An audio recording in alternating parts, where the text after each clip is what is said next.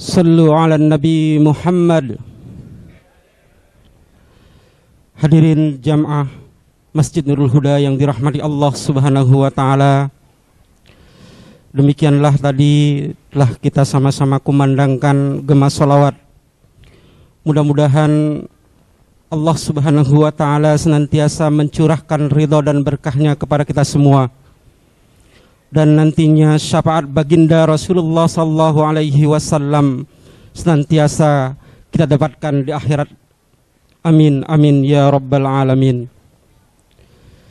Kemudian kami mengucapkan selamat datang kepada tamu undangan dan jamaah di Masjid Nurul Huda. Hadirin jamaah Masjid Nurul Huda yang dirahmati Allah Subhanahu wa taala, menginjak acara selanjutnya, yakni acara inti peringatan Maulid Nabi Muhammad sallallahu alaihi wasallam 1441 Hijriah, yang insyaallah pada kesempatan yang baik ini akan disampaikan oleh Al-Mukarram Kiai Haji Ali Hanafiyah Akbar RA. Mudah-mudahan apa yang nanti Pak Kiai sampaikan ini senantiasa dapat kita ambil hikmah serta dapat kita aktualisasikan dalam kehidupan kita sehari-hari. Untuk itu kami mohon dengan sangat hormat kepada Pak Kiai untuk menyampaikan tausiahnya. Ala haziniyah ala kulli hal tafaddal mashkura.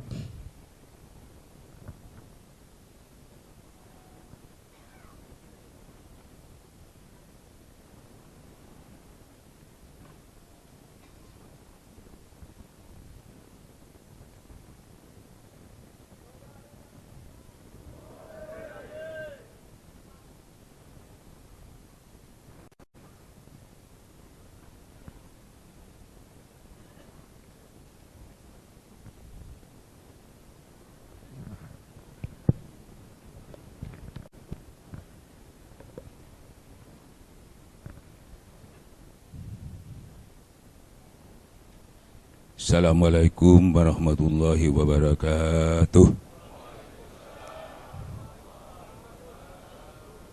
Alhamdulillah hamdan rabbil alamin, wassalatu wassalamu ala asyrofil anbiya wal mursalin sayyidina Muhammad wa ala alihi wa sahbihi ajma'in, amma ba'du.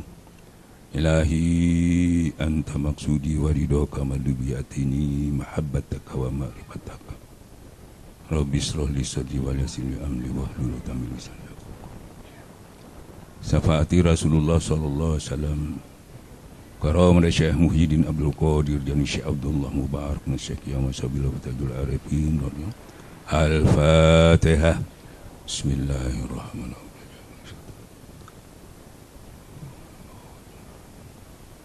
Alhamdulillah hamdulillah amin.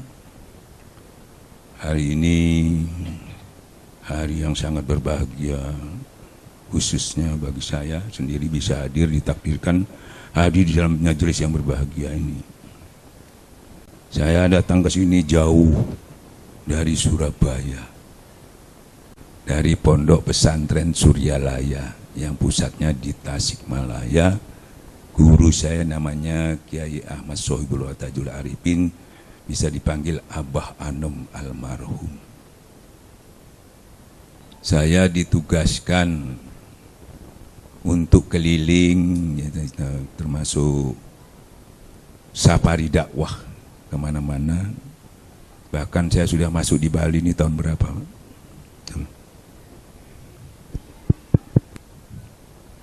Tahun 2003 enggak salah. Baru masuk, sekarang saya kesini lagi. Saya keliling hanya menyampaikan satu kalimat saja. Kalimatnya Abdullah zikir la ilaha illallah. Saya kira semua sudah tidak asing lagi. Bapak-bapak, ibu-ibu yang dimuliakan Allah, alhamdulillah kita tadi sudah kebetulan timingnya sangat tepat nih Maulid Nabi, kelahiran Nabi, dan kita tadi memulai dengan banyak memuji-muji Rasulullah sallallahu alaihi wasallam. InsyaAllah kita akan mendapatkan syafaatnya. Lebih-lebih lagi ada yang lebih tinggi daripada syafaat itu, yaitu bersama Allah, bersama Rasulullah sallallahu alaihi wasallam. Bagaimana supaya kita bersama Rasulullah sallallahu alaihi wasallam? Kita yang memuji ini juga harus terpuji gitu. Nah, kita memuji, kita sudah terpuji enggak? Nah, ini jadi masalah. Untuk supaya terpuji, insya Allah ada dua yang kita harus ketahui seperti yang disampaikan oleh Imam Al-Ghazali. Pelajaran itu ada dua yang diberikan kepada kita, lahir dan batin, syariat dan hakikat. Syariat itu yang kita sudah lakukan tanpa hakikat, itu kita bisa zindik. Itu menurut Imam Ghazali. Hakikat tanpa syariat itu bisa fasik. Jadi dua-duanya ini kita tidak bisa dipisahkan, ibarat dua mata uang itu semuanya. Maka malam ini mungkin kajian ini agak beda dengan kajian lagi, karena saya menginginkan kajian ini, kita dan semuanya sudah terlalu sering mendengar ya peringatan-peringatan Rasulullah, menceritakan Rasulullah itu bagaimana kelahirannya tadi sudah dijelaskan. Tapi saya menginginkan ada pemahaman yang lebih tinggi, ada perubahan cara berpikir kita, masalah-masalah yang sudah kita lakukan selama ini. Dari ilmu yakin menuju hakul yakin. Ini kalau nggak digurui nggak bisa. Harus digurui. Caranya berguru mencapai hakul yakin itu, kalau di dalam ilmu tasawuf, bukan baca kitab lagi, bukan buka kitab lagi, tapi buka hijabnya dibuka, hatinya yang dibuka. Kalau ilmu kita jadi pandai, karena referensi dari kitab itu tadi kita dapatkan. Kalau hakikat itu, kita jadi paham karena hati kita bersihkan, kita buka. Dua-dua itu saling menunjang yang tidak boleh dipisah-pisahkan. Maka dari itu pelajaran ini banyak orang mengatakan, Ustadz ini pelajaran tinggi sekali. Bukan tinggi, justru menjadi dasar. Menjadi dasar. Karena orang tidak memahaminya seakan-akannya tinggi. Ya. Padahal insya Allah kita akan memberikan ini pelajarannya cuma 10 menit. Paling lama 15 menit selesai. Mudah-mudahan waktunya ada. Karena ini tidak boleh tidak selesai. Ibarat makanan itu kita masak, belum masak, kita sudah angkat, dibuang sayang, dimakan enggak. Bagaimana, setuju? Setuju. Ya. Jadi malam ini harus selesai, nggak bisa. Kira-kira selesai sampai jam 2 malam, kira-kira bagaimana? Orang menuntut ilmu itu ada yang sampai 40 tahun, ada yang mulai 7 tahun itu. Ya, mondok pesantren sampai berapa tahun itu? Ya, ini kita cuma sampai jam 2 malam, cuma berapa jam? Setuju? Nah, bohong. Masa 10 menit aja ditambah bisa sampai jam 2, nggak mungkin kan? Nah, insya Allah waktunya sangat singkat. Kan begitu ya? Insya Allah. Nah, kita mulai dari mana, Ustadz? Memang pelajaran ini, kalau zaman dahulu, itu yang belajar cuma kiai-kiai aja. Orang awam, orang biasa tidak boleh. Makanya kami dari Pondok Pesantren Soleh memberanikan diri menyampaikan dengan orang secara umum. Sudah waktunya, sudah zamannya. Kalau dulu nggak boleh. Orang yang belajar ini, buka kitabnya aja nggak boleh. Umurnya harus 40 tahun. Dia sudah bisa baca kitab. Orangnya alim, zuhud. Dulu, makanya yang masuk nominasi yang belajar ini, dia itu kiai ulama zaman dulu. Untuk meningkatkan supaya dia menjadi waliul. Zaman telah berubah. Ternyata setiap 100 tahun ada mujadid, ada pembaharu.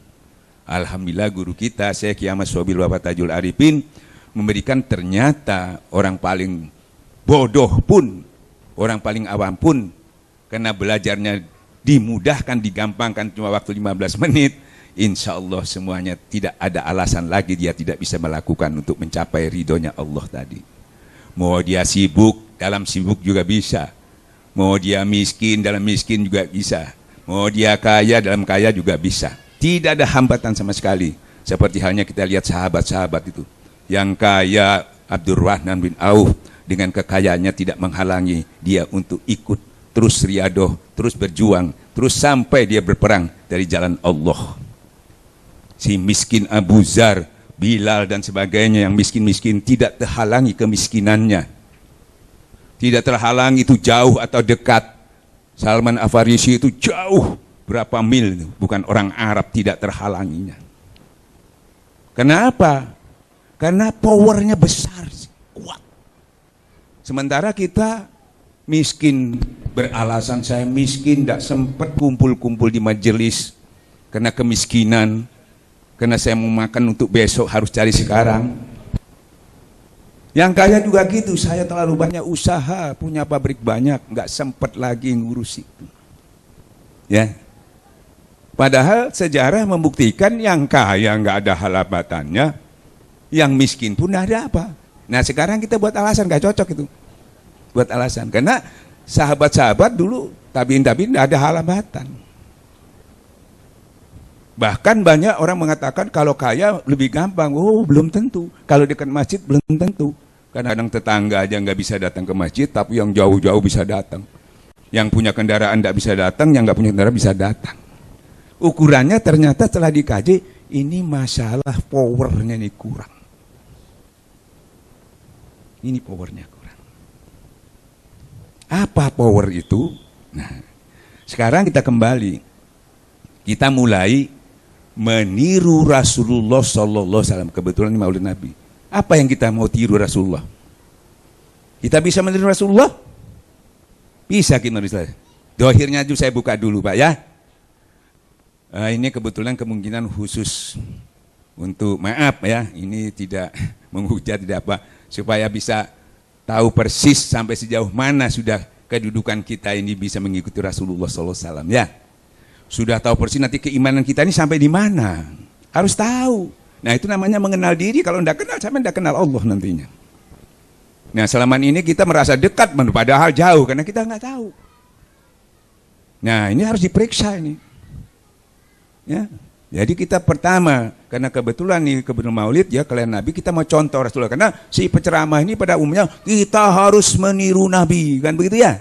Sekarang kita lihat yang kita tiru yang mana?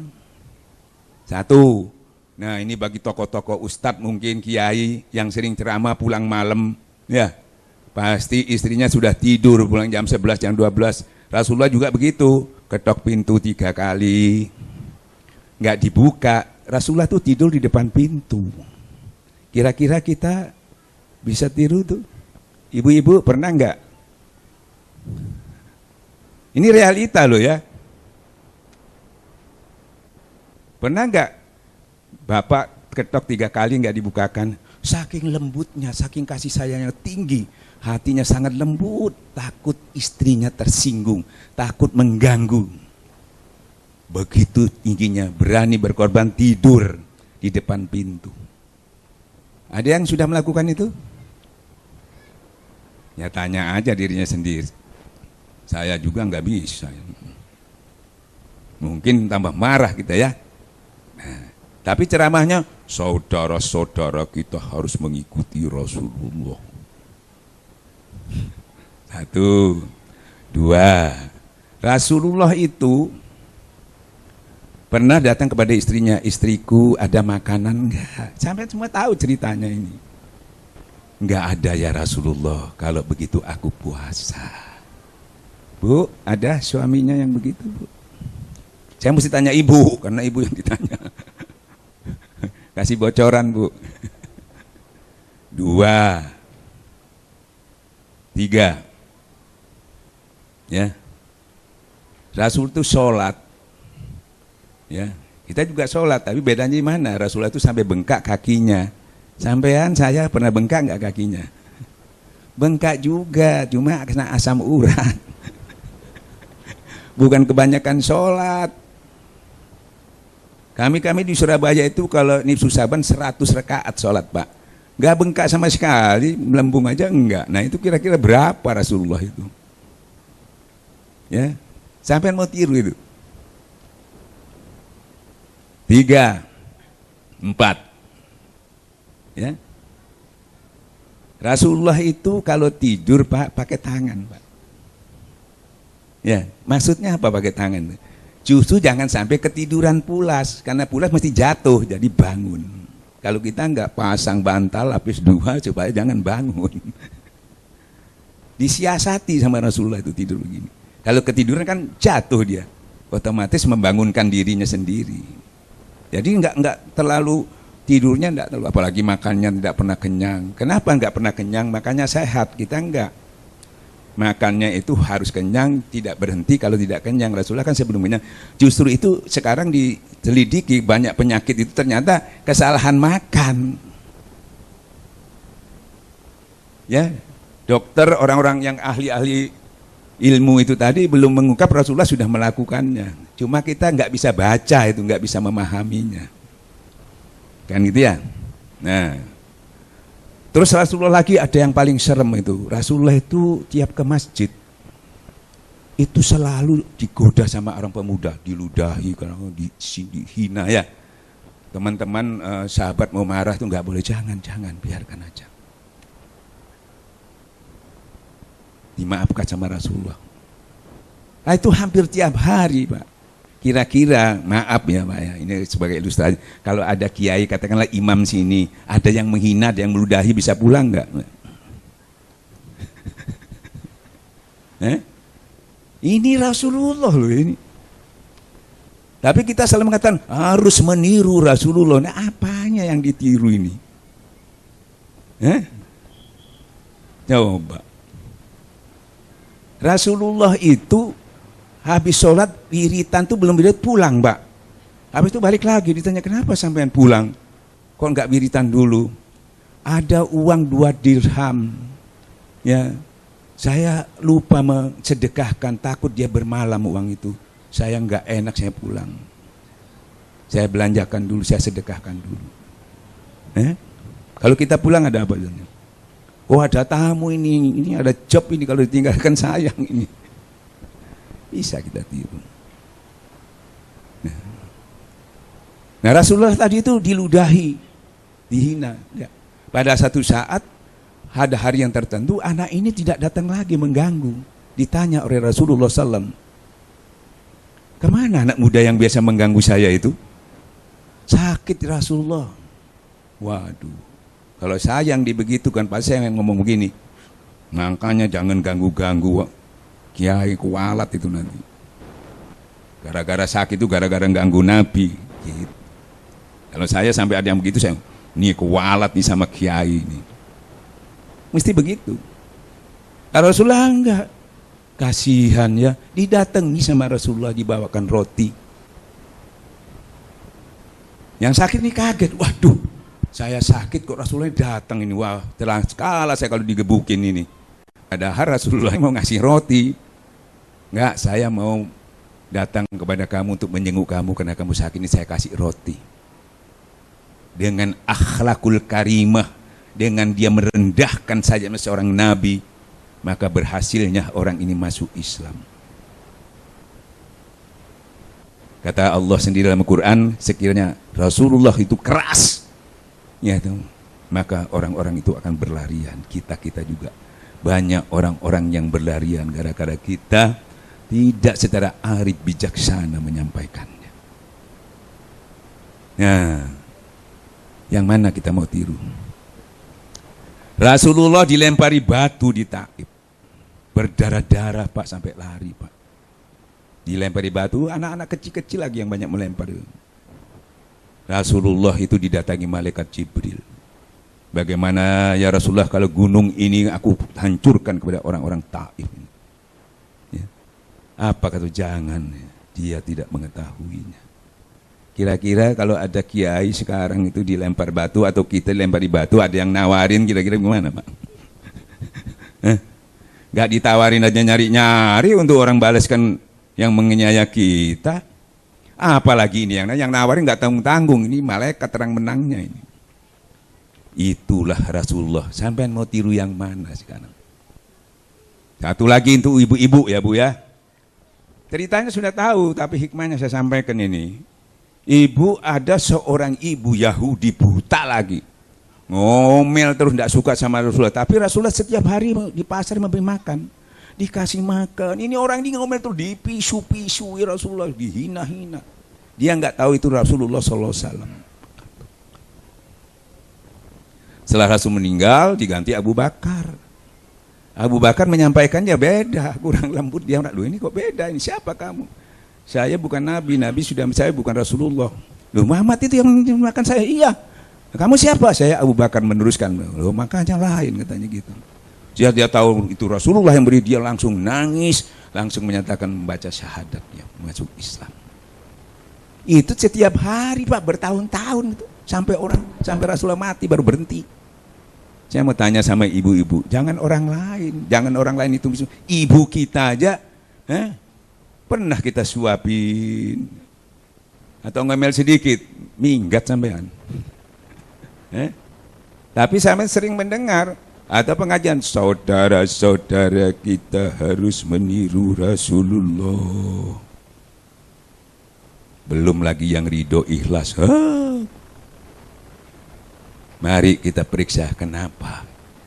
Minimal bisa 10% aja sudah lumayan. Kenapa? Nih, hatinya. Bukan ilmu yang nggak paham, bukan ilmu yang nggak tahu. Ininya yang kotor. Qurannya soheh, orangnya nggak soheh. Kalau orangnya nggak soheh, Quran menyampaikan Quran sedikit pun tidak menambah kebaikan kepada orang yang kotor, orang yang zalim. Bukan zalim mengumpuli orang, kalau di tasawuf itu zalim itu dia goplah, lupa kepada Allah. Wa may yasundikroh wa yaqawil syaitan faul qarin. Barang siapa lupa kepada Allah diganti iblis sebagai penuntunnya. Salat juga tapi sahun, haji juga tapi mardut, puasa juga cuma dapat lapar hausnya. Sayang. Ya, maka dari itu kita mencontoh Rasulullah, kenapa nggak bisa? Karena kita menyantohnya Rasulullah itu sudah terlalu tinggi derajatnya, baru kita contoh. Tidak mencontoh Rasulullah, mulai Rasulullah itu belajar apa? Sampai mau niru orang kaya, ini tiru orang kaya, sukses. Nggak bisa, kita tanya, dulu sampai itu pertama jualan apa? Kita ini disuruh mencintai Rasulullah karena dia sudah cinta kepada Allah. Coba lihat ya Allah, lihat ya saudara-saudara, bahwa Rasulullah mencintai Allah. Jadi Anda juga harus mencintai Allah. Benar dalilnya. Ya. Dalilnya betul, yang nyampaikan juga niatnya betul, yang dengar mantu-mantu betul. Gak ada yang salah, suruh cinta, dalilnya banyak. Ya. Tapi saya tanya, bisa cinta enggak? Dekat belum, kenal belum? Bisa. Jangan sama Allah, sama orang aja nggak bisa. Nah, maka dari itu torekat ilmu tasawuf ini membantu proses itu. Bukan orang belajar torekat supaya dapat karomah, bukan, supaya istiqomah, bisa mengikuti Rasulullah. Jadi kita melihat Nabi itu mulai belajar apa? Semuanya tahu. Apa pertama belajar? Coba dijawab bapak-bapak. Ya, Iqra, suruh baca. Apa yang dibaca? Apa yang dibaca? Yang dibaca apa, Pak? Nah, maka dari itu orang-orang Islam itu karena disuruh baca, makanya akhirnya persepsinya suruh banyak beli kitab yang banyak. Ini dasarnya. Nggak apa-apa, tapi harus tahu Allah menyindir dalam Al-Quran itu jangan sampai seperti keledai yang kitab-kitab yang ada di atas punggungnya, banyak kitabnya tapi nggak paham. Bisa bacanya tamat, ya hatam, tapi nggak paham. Nah ini yang dikhawatirkan. Nah, Pertama Rasulullah itu belajar di Iqra, suruh baca. Ya Pak, bisa baca nggak riwayatnya? Pak, coba dikasih keras Pak, bisa baca nggak? Tidak baca. Beliau mengatakan, saya buta huruf, tidak bisa menulis dan membaca, nggak bisa. Padahal beliau sudah disucikan, dibersihkan, ya, nggak bisa. Padahal beliau sudah bergelar Al-Amin, nggak bisa. Apalagi kita gelarnya nggak ada, belum dibersihkan. Yang sudah dibersihkan aja Rasul lagi nggak bisa. Syaratnya bisa, dari mana beliau bisa baca? Dirangkul oleh malaikat Jibril. Dirangkul oleh malaikat, dibisiki apa beliau itu? Apa bisikannya, Pak? Ya? Bisikannya disuruh sebut-sebut nama Allah. Ya. Disuruh menyebut-nyebut nama Allah. Kalau sudah menyebut-nyebut nama Allah, artinya Rasulullah pertama itu belajar zikir dulu. Awal belajar zikir dulu Rasulullah itu. Makanya tadi sebutkan kelahiran Rasulullah itu beliau banyak berzikir. Jadi Rasulullah pertama disuruh pelajarannya itu dia bisa membaca karena dia kebuta hurufannya tadi itu tidak bisa membaca itu dengan kalimat yang sekarang umpamanya secara syar'i itu Bismillahirrahmanirrahim, menyebut nama Allah baru bisa baca. Makanya kita tiap-tiap membaca, tiap melakukan membaca kalimat Bismillahirrahmanirrahim, kan gitu ya. Nah, kajian itu harus dikembangkan. Kenapa? Kalau tidak, ilmu Allah itu kita kucilkan cuma Al-Quran. 7 lautannya ada di mana? Nah, ini yang masalahnya. Seakan-akan ilmu Allah cuma Al-Quran itu. 7 lautannya kata Allah itu di mana? 7 lautannya ada di sisi Allah, ngambilnya harus di situ. Ada di sisi Allah. Nah, maka dari itu secara keilmuan dia disuruh menyebut-nyebut nama Allah, sudah berzikir, baru bisa dibaca. Apa yang dibaca? Yang dibaca itu kita bisa tahu setelah beliau menyampaikan kepada sahabatnya. Setiap ketemu beliau menyuruh membaca La ilaha. Tiap ketemu La ilaha. Tiap ketemu La ilaha illallah. Itu. Jadi apa yang dibaca itu ternyata kalimat yang awal disampaikan kepada sahabat-sahabat beliau. Ya, ternyata diterangkan secara keilmuan. Ya, kalimat itu ternyata La ilaha illallah. Tidak ada Tuhan kecuali Allah, tidak ada yang mulia kecuali Allah, tidak. Sampai sifat-sifat Allah semuanya ada di dalamnya. Perbuatan Allah, zatnya jadi satu. Diterangkan secara keilmuan. Namanya terus jadinya sahabat itu jadi ilmu yakin, tapi belum hakul yakin. Sampai di ilmu yakin. Nah, kebanyakan sampai di sini terus. Nah, tarekat ini membantu bagaimana mencapai hakul yakin. Caranya beda. Pada saat itu juga Allah Subhanahu wa taala menyatakan kepada Rasulullah, bukan lagi suruh baca, lihat aku. Suruh lihat. Apa kata Rasulullah? Aku buta. Bukan lagi nggak bisa baca tulis, buta. Yang buta itu kata Allah bukan mata ini yang buta. Hati yang buta. Aku buta. Nggak bisa melihat kan. Nah, kalau tidak bisa melihat masih sampai di ilmu yakin. Setelah itu dibisikin lagi sama malaikat Jibril, tapi bukan disuruh menyebut nama Allah.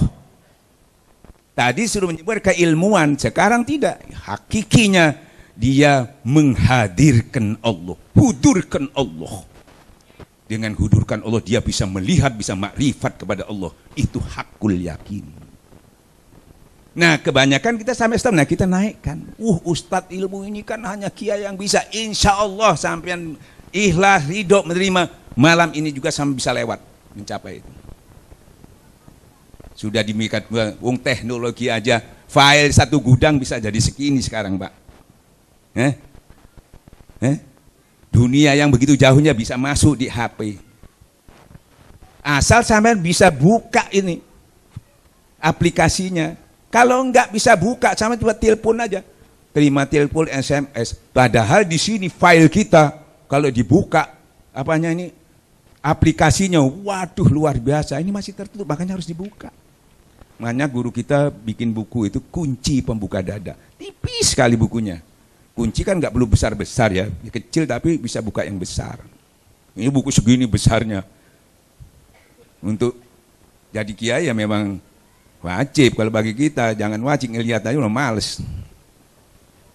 Nah, maka dari itu beliau setelah disuruh menghodurkan, dia bisa melihat Allah dengan mata hatinya. Nah, itu namanya ihsan. Nah, setelah dia turun menyampaikan kepada sahabat lagi, dinaikkan pengertiannya. Nah, ditariklah tadi, tidak bicara ilmu lagi, tidak bicara sifat-sifat Allah lagi, tapi dibawa ruhaninya, dibawa usul kepada Allah, didekatkan ruhaninya kepada Allah, diposisikan di sisi Allah, wukuf di situ, berhenti di situ, jangan kemana-mana. Tempat sebaik-baiknya itu ada di sisi Allah. Itu yang bisa membawa itu orang yang dekat kepada Allah. Kalau di istilah tasawuf itu guru mursyid kamil mukamil yang punya otoritas itu. Walaupun kita punya pengetahuannya, dalil dan sebagainya, kalau tidak punya otoritas kita tidak bisa membawa ke sana. Makanya perintahnya orang itu dikatakan seorang ahli dalam Quran itu fas'alu ahla dzikir in kuntum la ta'lamun. Orang yang ahli. Nah, maka dari itu dengan dekatnya kepada Allah tadi, disitulah dia bisa merasakan ya yang belum dirasakan orang yang sampai di ilmu yakin tadi, karena masih sekedar informasi, merasakan bahwa kehadiran Allah yang selalu dekat kepada kita terasa, sehingga kita ingin lebih dekat, sehingga kita ingin merangkulnya, sehingga kita ingin bersama terus karena merasakannya. Kalau tidak merasakannya biasa-biasa aja ya, tidak bisa full Allah, tidak bisa mencapai ihdinas siratal mustaqim. Karena ihdinas siratal mustaqim itu cuma sampai di tenggorokan saja masih. Iya karena budua, iya karena stain, iya sampai di sini. Untuk mendapatkan perikat itu iya karena buduanya itu darah daging kita ini full Allah, mulai ujung kaki, ujung rambut semua full Allah. Itu yang dikatakan di buku tasawuf itu sultanul zikir. Nah, masuknya dari zikir itu masuk di dalam jantung zikirnya. Masuk dalam peredaran darah. Nah, dia berputar metal listrik iblis yang masuk dalam diri kita. Mulai ujung rambut sampai ujung kaki. Dia betul langsung meruqyah diri kita. Kalau ada iblis, ada hal yang dia masuk, dia libas itu dengan zikrullah. Nah, ini. Jadi baru setelah iya karena buduayak tidak lagi ada di dalam dirinya siapa-siapa, hanya Allah yang dia sembah dan Allah yang mohon, baru Allah ihdinas siratal mustaqim. Kamu lewat ini. Ada cuma dua jalan, jalan orang-orang yang diberi nikmat. Nabi lewat situ, sahabat suhada lewat situ semua. Ikuti jalan-jalan orang kembali ke arah situ. Kalau tidak sampai ke kiri sampean, goiril jalan-jalan orang yang dimurkai oleh Allah. Tidak ada jalan lain, cuma dua, hati-hati. Makanya disampaikanlah kepada sahabat, dinaikkan sahabat itu. Bukan buka kitab lagi, buka hatinya, dibuka ya. Diisi dengan zikir ismu zat namanya. Didekatkan kepada Allah. Nah, di situ baru dirasakan kedekatan. Sehingga dengan merasa itu dia tahu persis siapa Allah itu. Jadi ketakutannya ketakutan benar. Siapa orang itu? Alladzina yakunullaha qiyaman wa qu'udan wa ala junubihim. Duduknya, berdirinya, berbaringnya full Allah. Ya, mau bedanya tahu mana? Tidak ada orang Islam yang nggak berzikir, pasti berzikir. Mau bedanya tahu? Zikirnya orang-orang tasawuf, bedanya di mana? Dalilnya sama, prakteknya beda. Ya, kalau orang-orang belum belajar torekat zikir, torekat juga banyak yang salah, banyak yang sesat. Hati-hati. Torekat yang ilmu tasawuf yang muhakikin, yang jelas gurunya nasabnya sampai kepada Rasulullah SAW. Tidak melemahkan syariat, justru menguatkan syariat itu sendiri. Hati-hati kalau sudah melemahkan syariat, itu perlu dicurigai. Apalagi yang sampai nggak sholat. Hati-hati. Ya. Nah, akhirnya Rasulullah mengajarkan kepada, dinaikkanlah dia kepada, yaitu kepada hakikat. Hakikatnya hati yang dipakai, jiwa yang dipakai untuk dekat kepada Allah. Bukan lagi buka hijab, buka hati. Karena hati ini menentukan. Di dalam diri manusia ada sebuah hati, kalau kalbu itu rusak, habis semua rusak. Kalau itu baik jadi baik, semua kita tahu dalilnya, tapi prakteknya nggak tahu untuk apa itu. Sementara cuma jadi nyanyian tombo hati, mana tombonya? Jagalah hati, yang jaga siapa? Akhirnya kiainya jadi tontonan, nasihatnya jadi nyanyian. Kan begitu ya? Karena pengetahuannya tidak sampai menjurus ke sana. Nah, maka dari itu ternyata sudah itu sempurna, maka karena tumbuhnya iman itu karena melihat. Karena melihat dengan mata sendiri, karena mendekat, karena sudah tahu, baru tumbuh iman, hakul yakin. Kalau masih diinformasi enggak. Kalau saya ilustrasikan begini, Bapak pernah diberitahu sama kiai, orang itu baik sekali, suka menolong orang, pokoknya akhlaknya baik. Sampai nggak kenal sama orang itu. Sampai percaya karena yang nyampaikan orang benar. Ya. Tapi masih sekedar untuk hakul yakinnya. Harus sampai datangi, nginep di sana 3 hari, kayak 4 hari. Baru, oh iya, baru sampean percaya. Itu namanya iman. Kalau belum sampai datang ke sana, imannya bisa turun taik. Karena orang yang lain ngomong, enggak itu enggak benar. Berubah lagi.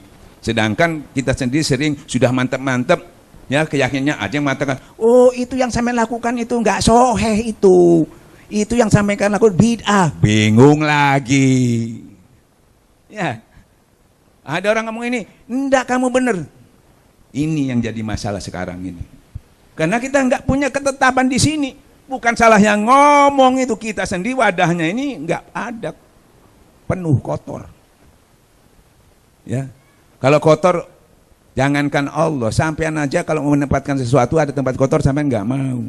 Apalagi ilmu, apalagi Quran. Quran sedikit pun tidak tersentuh kalau tidak dengan hati yang bersih. Dia bisa menjadi obat, jadi petunjuk. Kalau Quran itu bisa menjadi obat petunjuk kalau ini bersih. Kalau tidak, sedikit pun Quran tidak menambah kebaikan kepada orang yang kotor, tidak nambah. Walaupun yang disampaikan Quran. Nah, setelah itu ternyata iman itu tumbuhnya setelah kita yang hakiki, Pak. Sementara kan cuma dihimbau kita, saudara-saudara harus kuat iman. Saudara mulai kecil saya sudah dengar itu. Caranya gimana nguatkannya?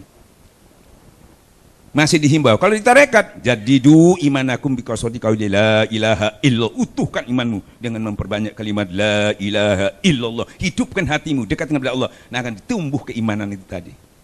Jadi langsung praktek pendekatannya seperti tadi.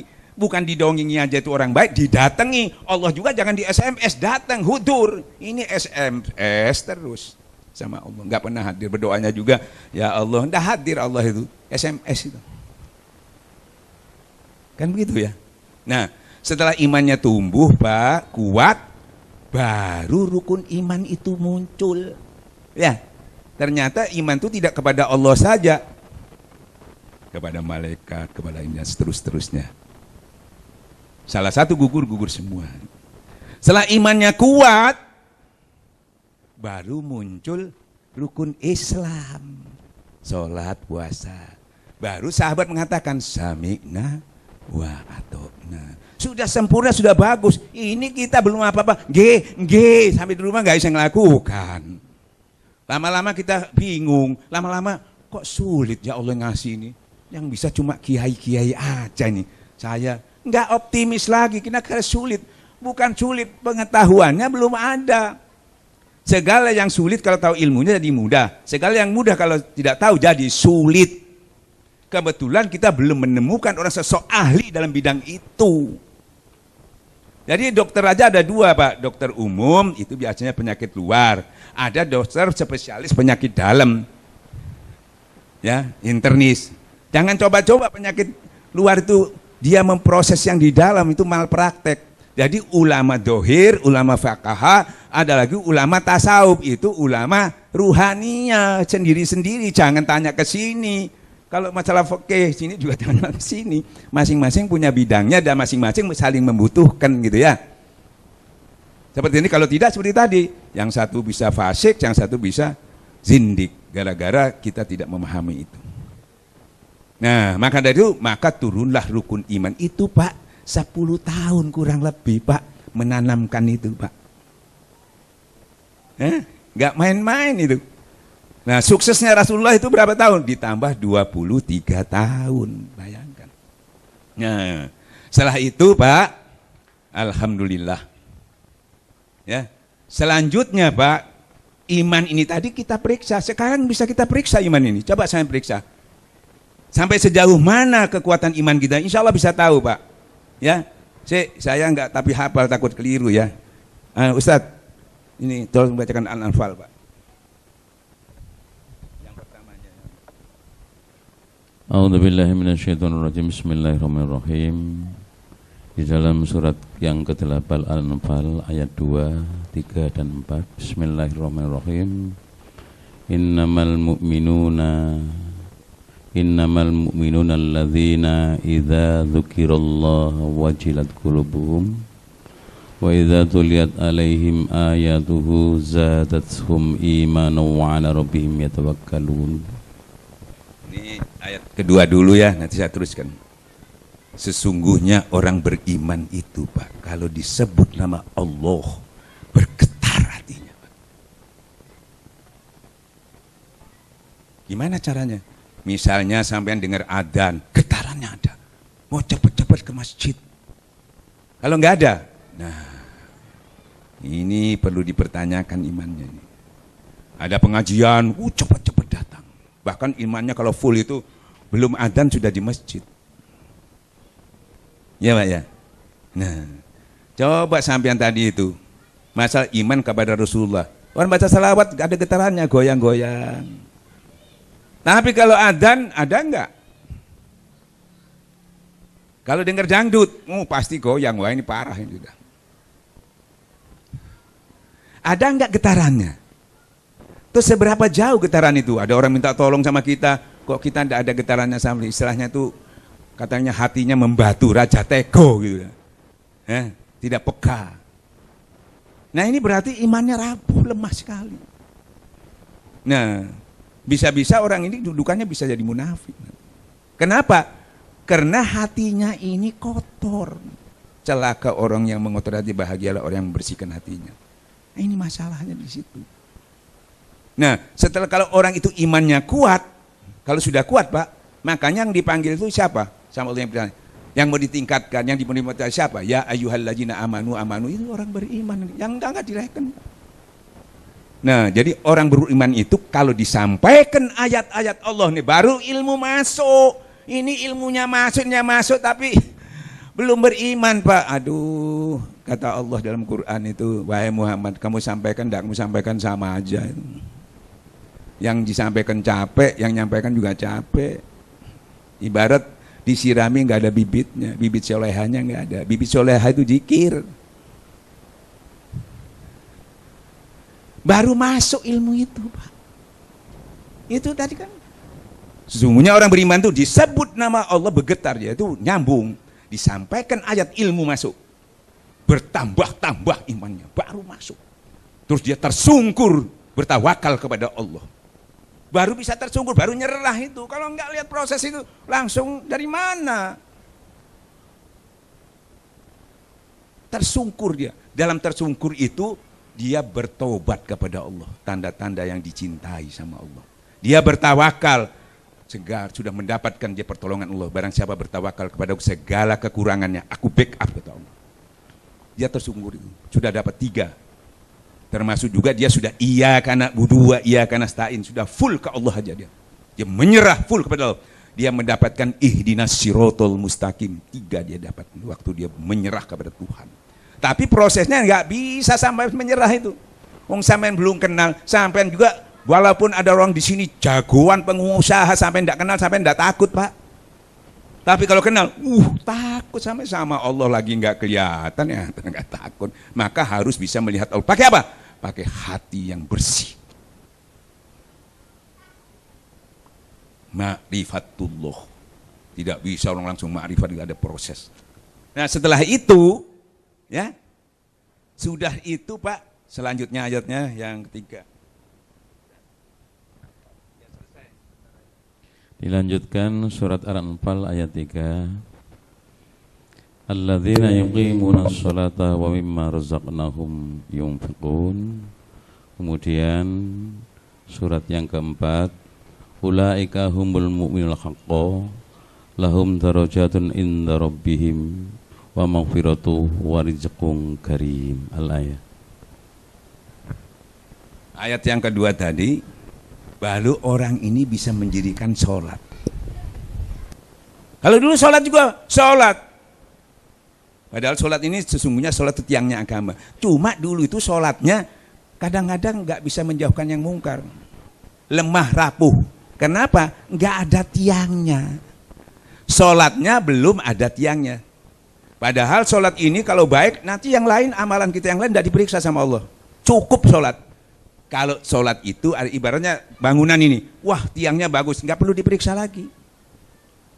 Ya, nah, kenapa harus tidak mendapatkan? Nggak bisa diandalkan. Yang kejinya mungkar tetap aja datang, apalagi di akhirat. Kenapa? Ini tiangnya nggak ada juga kecil. Apa tiangnya itu? Zikrullah. Tiangnya. Jadi zikir dengan iman itu tiangnya. Jadi zikir, ya hablum minallah, hablum minas, membelanjakan sebagian hartanya, itu tiangnya.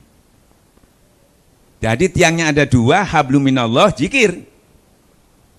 Kedua, hablum minas, membelanjakan sebagian. Kalau ini tidak dilakukan, sehebat apapun ibadah Anda, ilmu Anda, kata Allah, arwa'atal ladzi yukadzibu biddin fadzalikal ladzi yad'ul yatim wa la yahudu al miskin.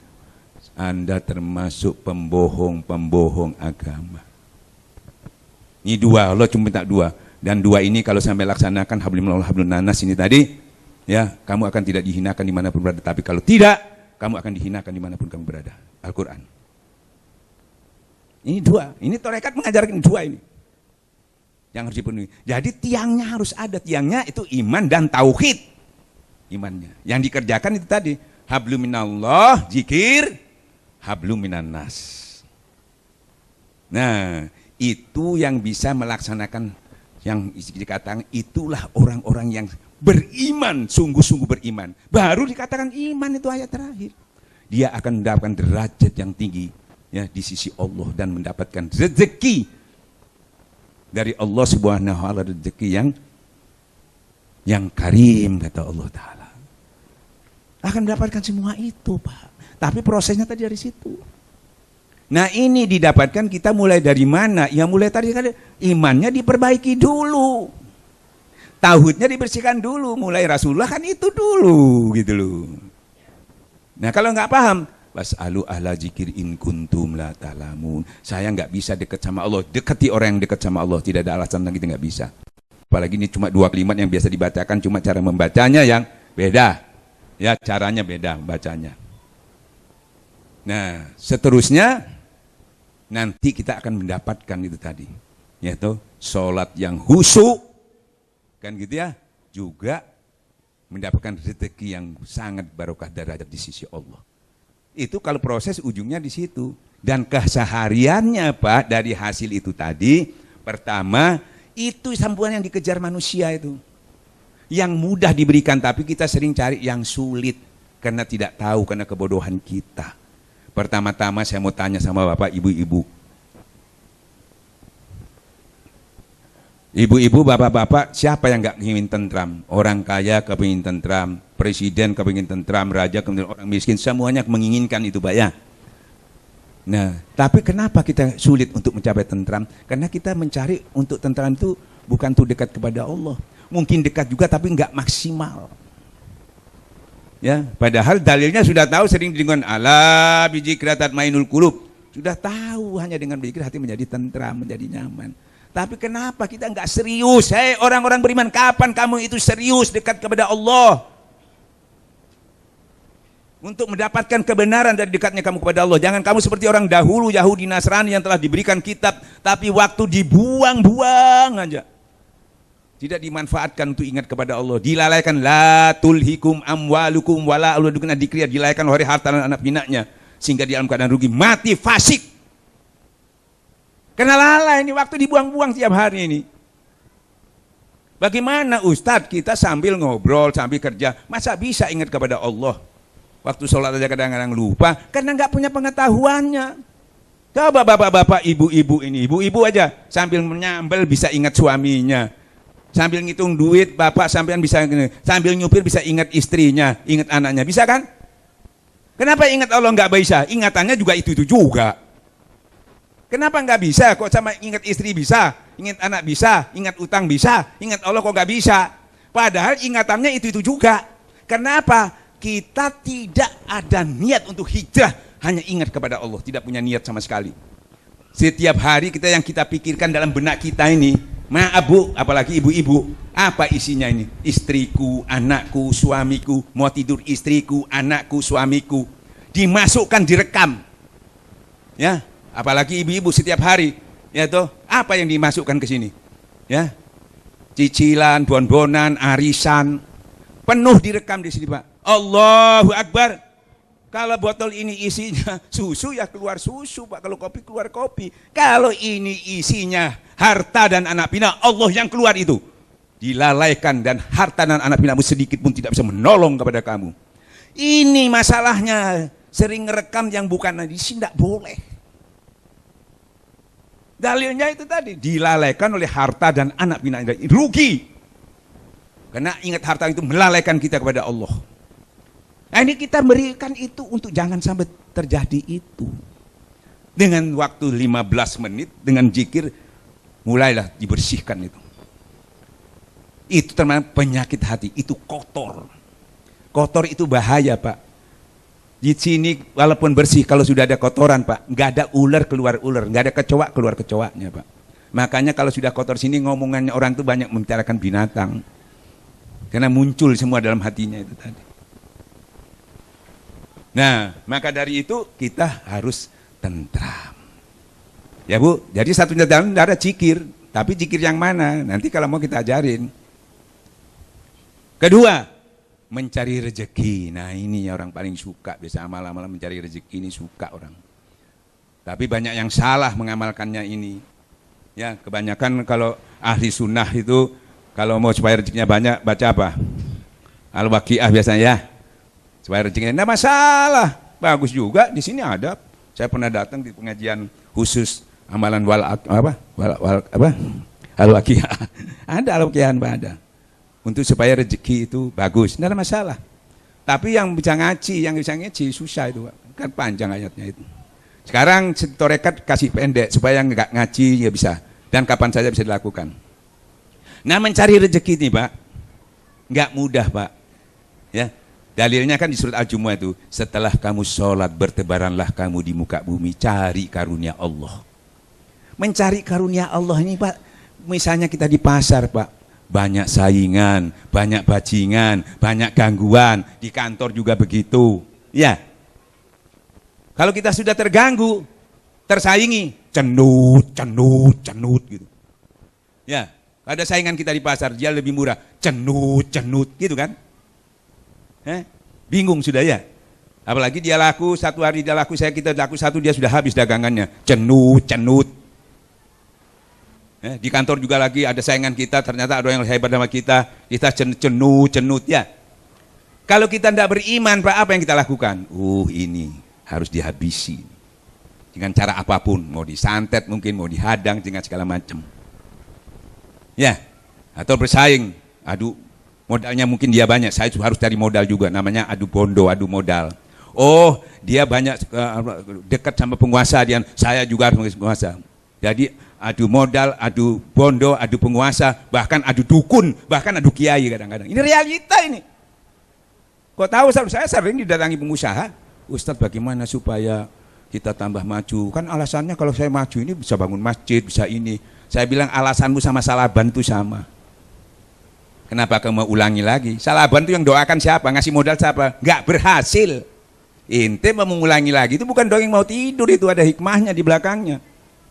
Ya, mengulangi Salaban yang doakan Nabi yang berhasil, apalagi Nabi, apalagi Kiai. Datang ke Rasulullah itu bagaimana iman saya kuat, datang ke mereka bukan ekonomi yang kuat, bukan. Bapak-bapak, ibu-ibu yang dimuliakan Allah Subhanahu wa taala, ya. Jadi apa keliru kita di mana? Ayat itu mengatakan begini, Pak. Setelah kamu sholat bertebaranlah di muka bumi, ingatlah Allah sebanyak-banyaknya supaya kamu mendapat keberuntungan. Kita keluar dari rumah ingat untungnya sebanyak-banyaknya, bukan Allahnya yang sebanyak-banyaknya. Ayo, ngaku nggak? Ya, keliru. Wong Allah yang memberi. Kalau ingat Allah sebanyak-banyak, Bismillahirrahmanirrahim la yadurru masmisan fil ardi wala fis. Nah, karena waktunya nggak cukup, ini masih ada berapa? Kalau 10 menit lagi mungkin cukup. Jadi karena ada satu aja saya minta izin, ini satu, ini kuncinya ya. Nanti besok saya masih ceramah di salah satu masjid ya, dekat sini. Di Kelungkung, insya Allah sampai subuh mungkin bisa di situ, Pak. Hingga sampean betapa enggak. Ya. Ya. Kampung Lebah ya. Bisa dilanjutkan, Pak, kalau memang punya minat ya. Saya tunjukkan ini kuncinya, Pak. Kenapa manusia itu begitu rapuhnya? Kemana begitu lemahnya? Kenapa apalagi zaman sekarang? Ya, kita kalau lihat YouTube itu sangat memalukan, kiai tengkar, kiai.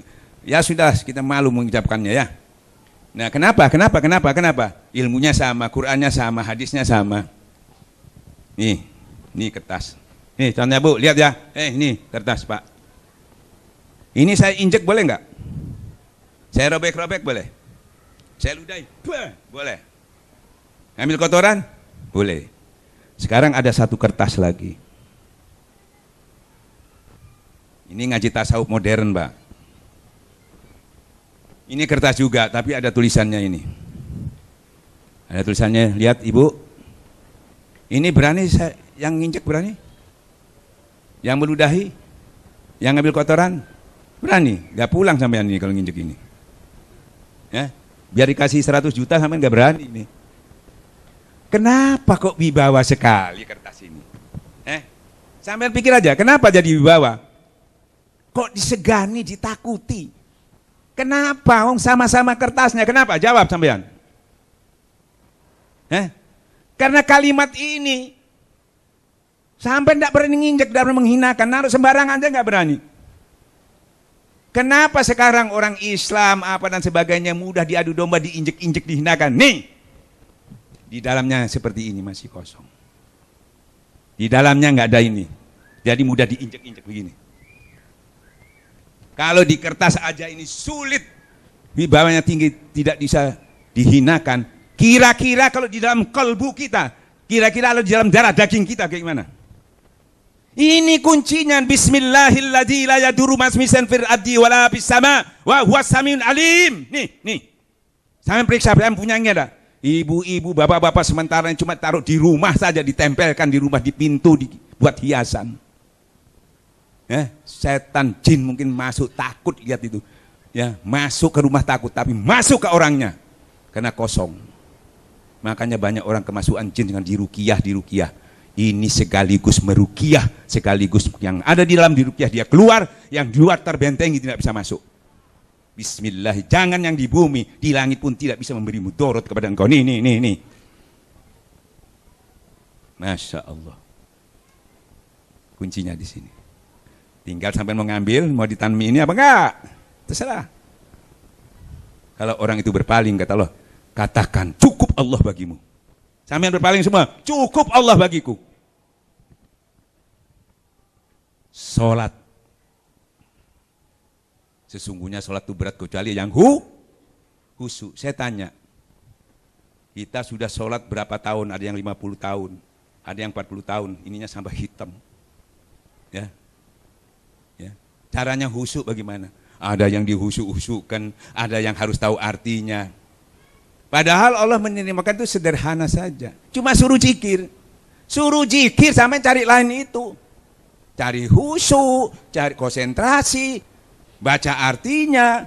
Perintahnya nggak ada itu, perintahnya wa aqimus sholati zik. Suruh zikir. Allahu Akbar, zikir. Itu bersudur. Nggak usah dicari yang lain, suruh zikir sama cari khusyuk, salahnya sendiri. Karena ada keterangan beruntung kalau orang khusyuk. Nah itu hasilnya.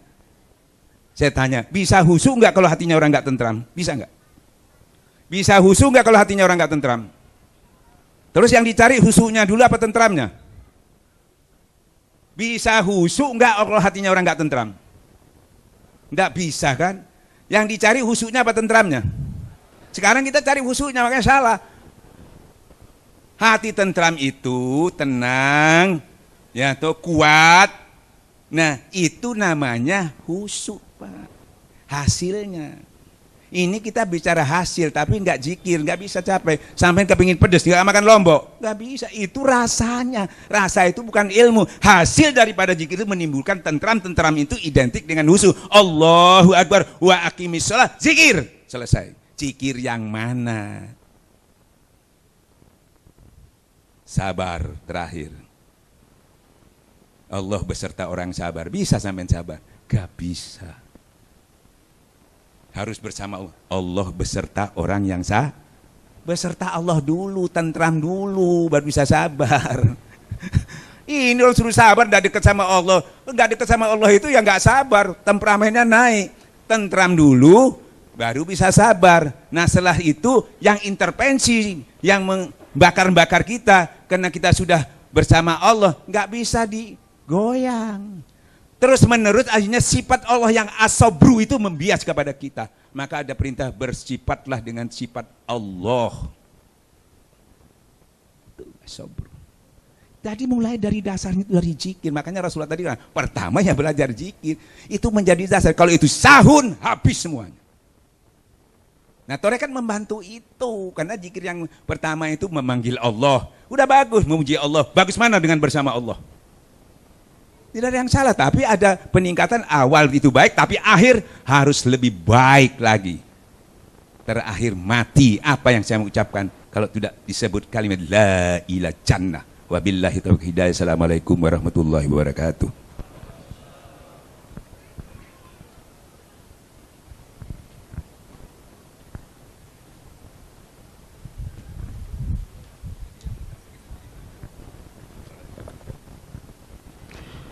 Hadirin jamaah Masjid Nurul Huda yang dirahmati Allah Subhanahu wa taala.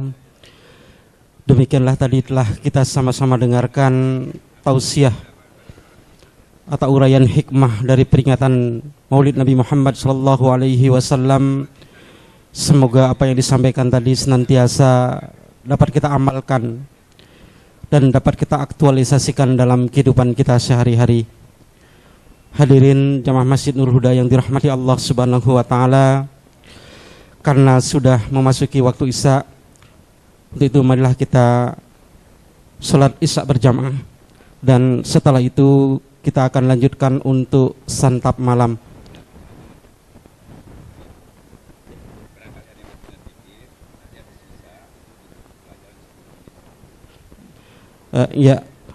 Ini dari Pak Yai mengatakan bahwasanya bagi para jamaah yang ingin belajar zikir, untuk bisa ikut belajar zikir mungkin insya Allah akan dilaksanakan setelah habis sholat Isya.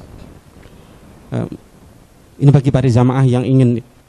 Kemudian kami sampaikan kepada para jamaah, setelah sholat Isya nanti akan ada santap malam bersama. Kemudian akan ada pementasan rudat dan lain sebagainya, dan untuk santap malam akan dilaksanakan di lantai 2. Jadi setelah habis sholat Isya berjamaah kita akan langsung santap malam bersama bertempat di lantai 2. Mungkin itu dapat yang kami sampaikan. Kami selaku pemandu acara pada malam hari ini mengucapkan ribuan terima kasih dan mohon maaf yang sebesar-besarnya. Akhirul kalam, wabillahi taufiq wal hidayah. Wassalamualaikum warahmatullahi wabarakatuh.